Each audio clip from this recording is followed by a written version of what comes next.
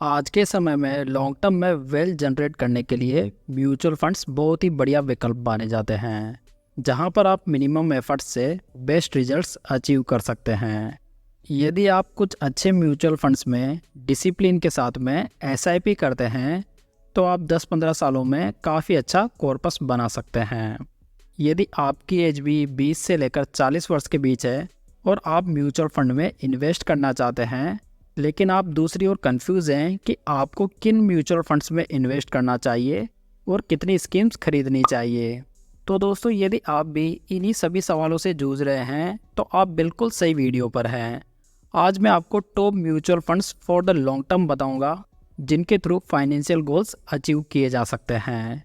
मेरी ओपिनियन में यदि 10-15 सालों के लिए इन्वेस्ट करना है तो पोर्टफोलियो में 3 म्यूचुअल फंड बहुत होते हैं, जिसमें कि मैं एक फ्लेक्सी कैप, एक स्मॉल कैप और एक मिड कैप कैटेगरी का फंड बताने वाला हूँ।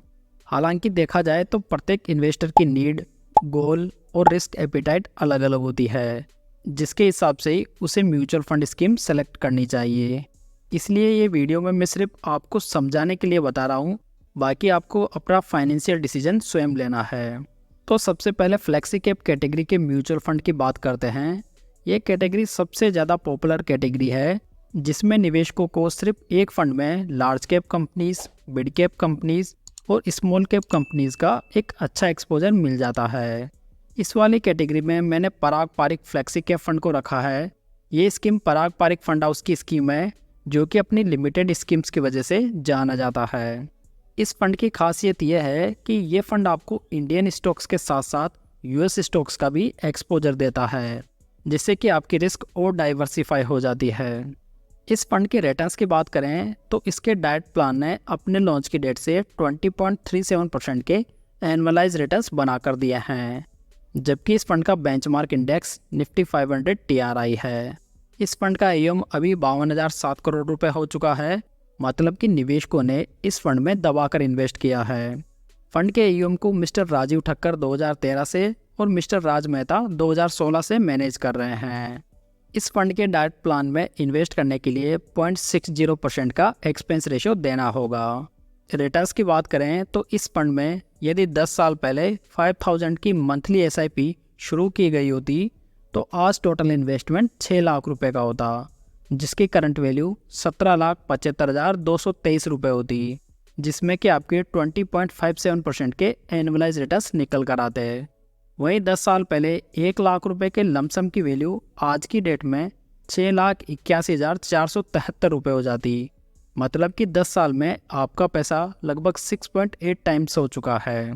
यदि दूसरी ओर इस फंड के एनुअलाइज रिटर्न्स देखें तो इसने लास्ट 10 ईयर्स में 21.33% के एनुअलाइज रिटर्न्स बना कर दिए हैं, लास्ट 5 ईयर्स में 24.43%, लास्ट 3 ईयर्स में 24.18% और लास्ट 1 ईयर में 40.26% के आउटस्टैंडिंग रिटर्न्स डिलीवर किए हैं, जहां पर इस फंड ने कंसिस्टेंट बेसिस पर अपने बेंचमार्क इंडेक्स के रिटर्न्स को भी अच्छे मार्जिन से बीट किया है। वहीं लास्ट 7 ईयर्स में फंड की रैंक कैटेगरी में नंबर 1 भी रही है। अगर इस फंड के रिस्क रेशियोज भी देखें तो ये भी शानदार हैं, जहां पर इसका बीटा ओनली 0.66 है, जो कि फंड की लो वोलेटिलिटी को इंडिकेट करता है। फंड का अल्फा रेशियो 7.17% है, जो कि काफ़ी बढ़िया अल्फा माना जा सकता है। वहीं इसका शार्प रेशियो 1.56 है, जो कि इसके बढ़िया रिस्क एडजस्टेड रिटर्न्स को बताता है। पराग पारिक का पोर्टफोलियो देखें तो ये भी वेल डाइवर्सिफाइड नज़र आ रहा है, जिसमें कि आपको HDFC बैंक से लेकर ITC, गूगल, फेसबुक और अमेजोन जैसी दिग्गज कंपनियां देखने को मिल जाएगी। कुल मिलाकर फ्लेक्सी कैप कैटेगरी में ये फंड बहुत ही अच्छी चॉइस बन जाता है। दोस्तों यदि आप स्टॉक्स, म्यूचुअल फंड्स और IPO में इन्वेस्ट करने के लिए डीमैट अकाउंट ओपन करना चाहते हैं तो लिंक आपको नीचे डिस्क्रिप्शन बॉक्स में मिल जाएगा, जहां से आप इंडिया के बेस्ट ब्रोकर्स के साथ में अपना फ्री इन्वेस्टमेंट अकाउंट ओपन कर सकते हैं। चलिए नेक्स्ट बात करते हैं स्मॉल कैप कैटेगरी की। इस कैटेगरी में मैंने Nippon India small cap fund को सेलेक्ट किया है। यदि कोई इन्वेस्टर 10-15 साल के लिए इन्वेस्ट करना चाहता है तो वो अपने पोर्टफोलियो में एक स्मॉल कैप फंड को भी जगह दे सकता है। निप्पॉन स्मॉल कैप फंड का लेटेस्ट AUM 43,816 करोड़ रुपए हो चुका है, जबकि इसके डाइट प्लान का एक्सपेंस रेशियो 0.67% है। निप्पॉन स्मॉल कैप फंड पिछले 10 सालों से इस कैटेगरी का नंबर 1 फंड रहा है। यदि इस फंड में 10 साल पहले 5000 की मंथली SIP स्टार्ट की गई होती तो आज टोटल इन्वेस्टमेंट 6 लाख रुपए का होता, जबकि इसकी करंट वैल्यू 24,92,125 रुपये हो गई होती। वहीं 10 साल पहले 1 लाख रुपए के लमसम की वैल्यू आज की डेट में 13,46,390 रुपये हो गई होती। मतलब कि 10 साल में इस फंड में पैसा लगभग 13.5 गुना हो गया होता।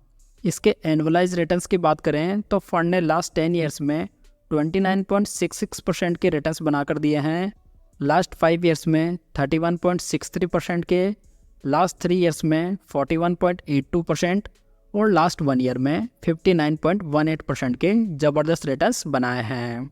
इसके रिस्क रेशोज़ पर भी नज़र डालें तो इसका अल्फ़ा 10.40% है और शार्प रेशो 2.11 है। निप्पॉन स्मॉल कैप फंड के पोर्टफोलियो को मिस्टर समीर रच और मिस्टर तेजस सेठ मैनेज कर रहे हैं। चलिए फाइनली बात करते हैं मिड कैप कैटेगरी की। यदि आप लॉन्ग टर्म के लिए अपनी रिस्क को थोड़ा मैनेज करना चाहते हैं तो आप मिड कैप फंड की जगह एक इंडेक्स फंड को भी देख सकते हैं। बेस्ट इंडेक्स फंड के लिए आप ये वीडियो ज़रूर देखें, लिंक आपको आई बटन में मिल जाएगा। मिड कैप कैटेगरी में मैंने HDFC mid cap opportunities fund को सेलेक्ट किया है।